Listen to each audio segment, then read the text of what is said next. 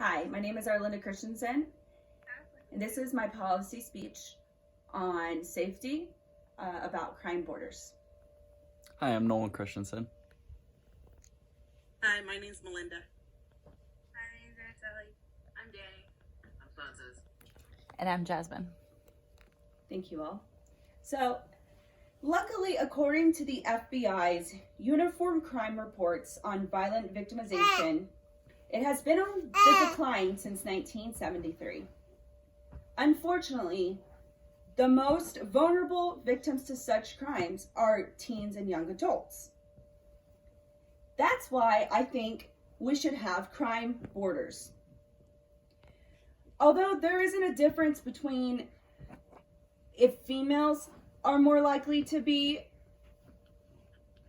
a victim of a crime and males, there is 20 to 26-year-olds that are more likely to actually report the crime. So there isn't really a statistic on whether males or females are more likely. They're just about the same, according to the FBI's statistics.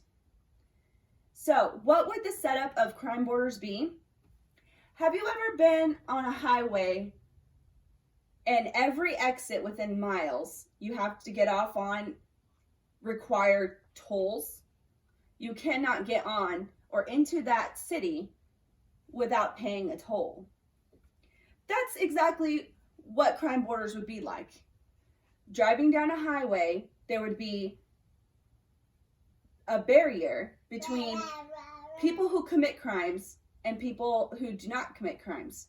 Are not allowed to be in, the criminals are not allowed to be in within those barriers. And there's obviously there's going to be a barrier, the toll, where people like police officers or security officers will check identification, will verify your address, make sure what reason you're there for.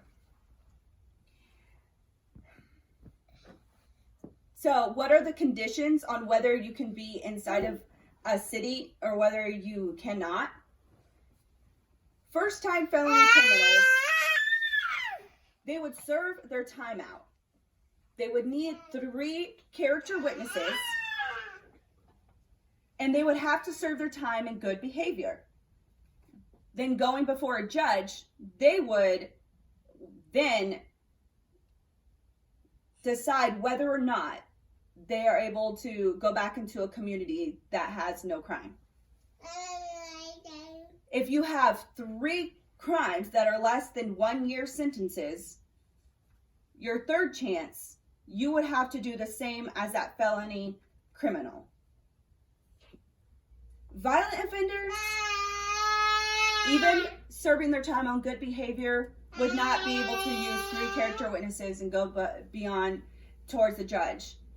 They would have the opportunity, though, to go ahead and if they do 3 character witnesses and go before a judge, that judge could decide whether or not they can go to a rebuilt community where these are all rehabbed criminals trying to start a community where there is no crime.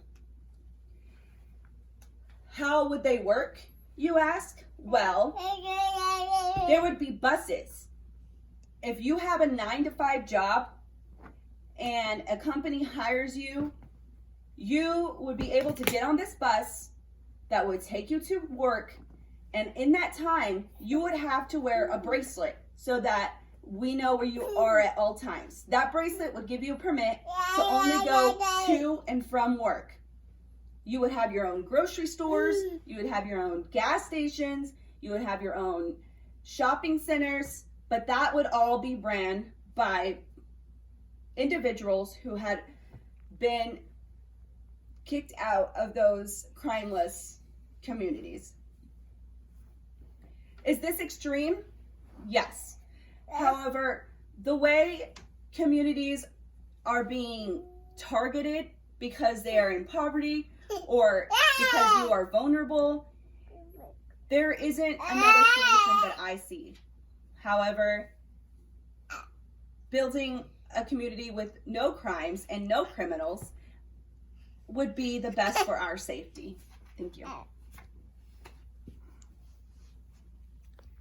And that is my audience. Thank you.